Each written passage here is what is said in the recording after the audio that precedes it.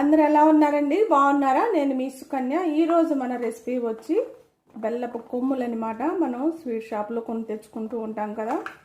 చూసారు కదా ఎంత బాగున్నాయో.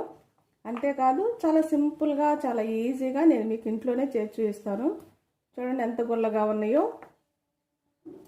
చాలా చాలా బాగుంటాయి, చాలా రుచిగా ఉంటాయండి. చక్కగా మనం ఇలా చేసి ఇంట్లో పెడుతూ పిల్లలకి సాయంత్రం పూట స్నాక్స్ లాగా ఇవ్వచ్చు అనమాట. దీని తయారీ విధానం చూసేయండి ఒకసారి. ముందుగా ఒక గిన్నె తీసుకొని ఒక అరకప్పు గోధుమ పిండి వేసుకోండి, అరకప్పు మైదా, ఒక చిటికెడు ఉప్పు వేసుకోండి, ఒక అరకప్పు నెయ్యి కానీ నూనె కానీ తీసుకోవాలి. వీటన్నిటిని బాగా కలుపుదాం. నెయ్యి ఇష్టం లేదనుకోండి సన్ఫ్లవర్ ఆయిల్ ఉంటుంది కదా, ఆ ఆయిల్ తీసుకోండి. మీకు మైదా ఇష్టం లేదనుకోండి మొత్తం గోధుమ పిండే తీసుకోండి. ఇప్పుడు దీన్ని బాగా ఇలా కలపాలి.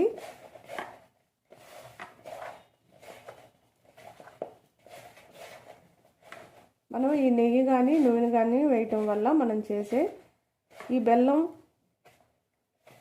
ఇలా ముద్దగా రావాలన్నమాట. అప్పుడే బాగా వస్తాయి. చూసారు కదా, ఇలా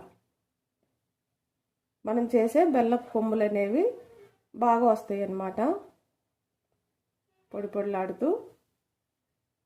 ఇప్పుడు కొంచెం పాలు వేసుకుంటూ దీన్ని చపాతీ పిండిలా కలుపుకోవాలి. కొంచెం కొంచెం పాలు వేసుకుంటూ చపాతీ పిండిలా కలుపుకోండి, అన్నీ ఒకేసారి వేసుకోకండి. అంతేకాదు మీకు నెయ్యి అయినా నూనె అయినా అంత వద్దు అనుకుంటే పావు కప్పు వేసుకోండి, సరిపోతుంది.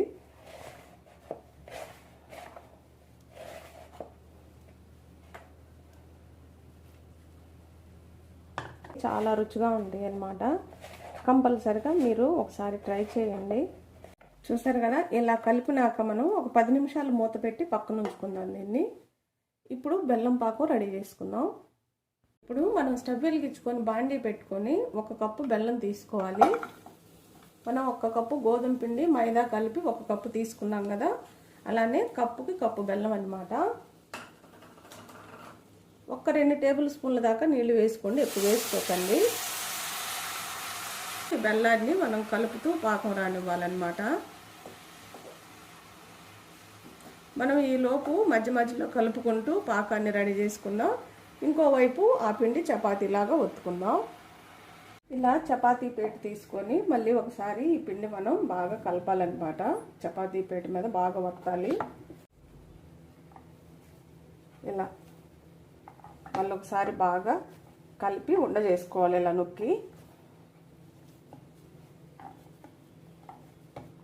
ఇప్పుడు మనం పొడి పిండి చల్లుకొని దీని మీద చపాతీలాగా రుద్దుకోవాలి.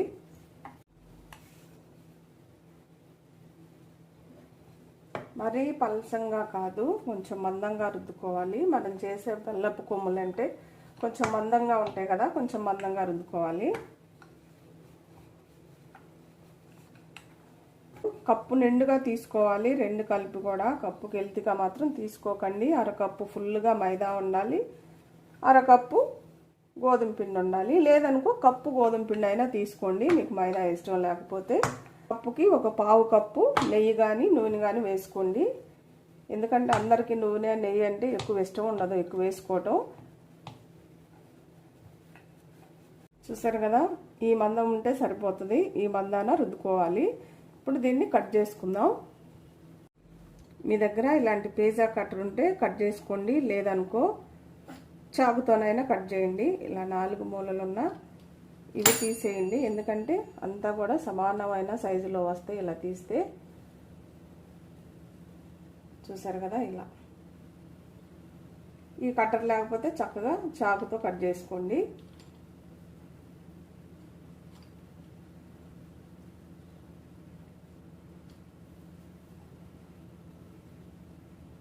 ఇది మొత్తం ఇలా కట్ చేసుకున్నాక మళ్ళీ మనం సన్న ముక్కలుగా కట్ చేసుకోవాలి.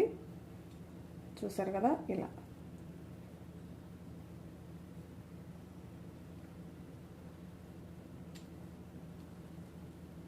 ఇలా అన్నీ ఒకే సైజులో ఉండేలాగా కట్ చేసుకోండి. మనం అన్నీ ఇలా కట్ చేసుకున్నాక మళ్ళీ మనకి ఎంత పొడవు కావాలో అవి చూసి ఇప్పుడు మనం ఇలా పొడవుగా కట్ చేసుకున్నాక మళ్ళీ మనకి ఎంత సైజు ముక్కలు కావాలో అంత సైజు ముక్కలు చూసుకొని మళ్ళీ ఇలా కట్ చేసుకోండి. చూసారు కదా, ఇలా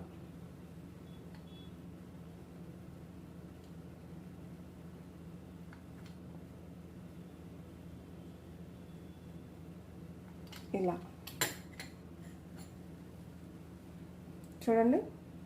మీకు ఇంతకన్నా పొడవు కావాలన్నా కట్ చేసుకోవచ్చు. చూసారు కదా. ఇప్పుడు ఈ నూనెలో వేసుకొని మంచిగా వేయించుకుందాం. మనం ఇలా ఇక్కడ రెడీ చేసుకునే ముందే నూనె కూడా పెట్టుకున్నాం అనుకో తొందరగా అయిపోతాయి. చూసారు కదా, పాకం కూడా రెడీ అయిపోయింది. చూడండి, మనము ఇలా అన్నప్పుడు అంటుకోవాలన్నమాట. ఇట్లా చూసారా, ఇలా ఉండలాగా, చిన్న లేత ఉండలాగా ఇలా అంటుకోవాలి. చూడండి, ఇది ఇప్పుడు ఇది పక్కన ఉంచుకుందాం. ఇప్పుడు మనం స్టవ్ మీద ఆయిల్ పెట్టుకొని వేడి చేసుకున్నాం. నూనె మరీ ఎక్కువగా మసలు కాకూడదు అనమాట. మీడియం మంట మీద వేయించుకోవాలి వీటిని మనం. అప్పుడే చక్కగా లోపలంతా కూడా వేగి గుల్లగా వస్తుంది అనమాట. చాలా బాగుంటాయి. అలా అయితే మీరు నూనె మంట ఎక్కువ పెట్టారనుకో పైన వేగిపోయినట్టు మాడిపోతాయి, లోపలంతా పచ్చిగా ఉంటుంది అనమాట. తక్కువ మంట మీద వేయించుకోండి. మధ్య మధ్యలో ఇలా కలుపుతూ వేయించుకోండి. అప్పుడు రెండు వైపులా చక్కగా వేగిపోతాయి. తినేటప్పుడు కూడా చాలా గుల్లగా ఉంటాయి అన్నమాట.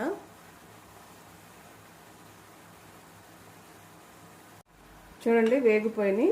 చూసారు కదా. ఇప్పుడు ప్లేట్లోకి తీసుకుందాం.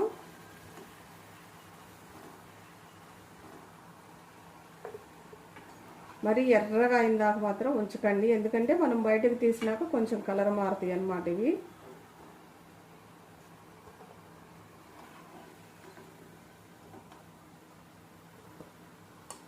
ఇప్పుడు మిగిలినవి కూడా వేసేసుకుందాం. మిగిలిన భాగాన్ని కూడా వేసేసుకుందాం. జాగ్రత్తగా వేసుకోండి వేసుకునేటప్పుడు నూనెలో.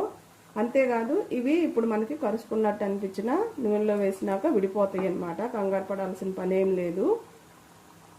ఇవి కూడా చక్కగా రెండు వైపులా వేయించుకుందాం. చూసారు కదా, ఇవి కూడా చక్కగా వేగిపోయినాయి. ఇంక ప్లేట్లోకి తీసేసుకుందాం. స్టవ్ కట్టేసుకుందాం. చూసారు కదా, మనం అన్ని రెడీ చేసుకున్నాం. ఇప్పుడు పాకంలో వేసుకోవాలి. ఈ కొమ్ములు అనేవి చూడండి చాలా బోల్గా ఉండాలన్నమాట. అప్పుడే చాలా రుచిగా ఉంటాయి. కంపల్సరిగా నేను చెప్పినట్టు కలపండి పిండి. ఇప్పుడు పాకంలో వేసుకుందాం. ఇప్పుడు ఈ పాకంలో మనం ఈ కొమ్ములు వేసుకోవాలన్నమాట. మీరు నాలాగా స్పీడ్గా చేయటం అవ్వకపోతే ఈ పాకం అనేది లాస్ట్లో పట్టుకోండి. ఈ కొమ్ములన్నీ రుద్దుకొని కాల్చుకున్నాక అప్పుడు పాకం లాస్ట్లో పట్టుకోండి. మీకు కరెక్ట్గా సరిపోతుంది అనమాట. లేదంటే కొంచెం గట్టి పడుతుంది పాకం, మీకు ఇబ్బంది అవుతుంది. ఇవన్నీ మళ్ళీ స్టవ్ మీద ఒక 2 నిమిషాల దాకా ఈ పాకంతో పాటు ఉడకనివ్వాలన్నమాట. మొత్తం బెల్లం అంతా కూడా వీటికి పట్టిందాక మనం వీటిని ఒక 2 నిమిషాలు ఈ పాకంలో ఇలా ఉడకబెట్టాలి. కొంచెం యాలకుల పొడి వేసుకోండి. ఇందాక పాకం పడుతున్నాం కదా, అప్పుడే ఆ పాకంలో వేసుకోండి యాలకుల పొడి. చూసారు కదా, పాకం అంతా చక్కగా పట్టింది. బెల్లం కొమ్ములు బాగా నీట్గా వచ్చినాయి కదా. స్టవ్ కట్టేసుకొని ఇప్పుడు వీటిని ప్లేట్లోకి తీసుకుందాం. చూసారు కదా, ఈ కొమ్ములన్నీ కూడా ప్లేట్లోకి తీసుకున్నాం. మనం వీటిని కొంచెం చల్లగా అయినాక ఒకదానికి ఒకటి అంటుకోకుండా వేరు చేసుకోవాలన్నమాట. మరి ఎక్కువ చల్లగా అయిందాక ఉంచకండి, ఎందుకంటే గట్టి పడిపోతాయి అన్నమాట. ఇప్పుడు కొంచెం చల్లగా అయిపోయినాయి. మనం ఒకదానికి ఒకటి అంటుకోకుండా ఇలా తీసి వేసుకోవాలన్నమాట. కాలట్లేదు కదా, ఈ టైంలో మనం ఇలా తీయాలి. ఇలా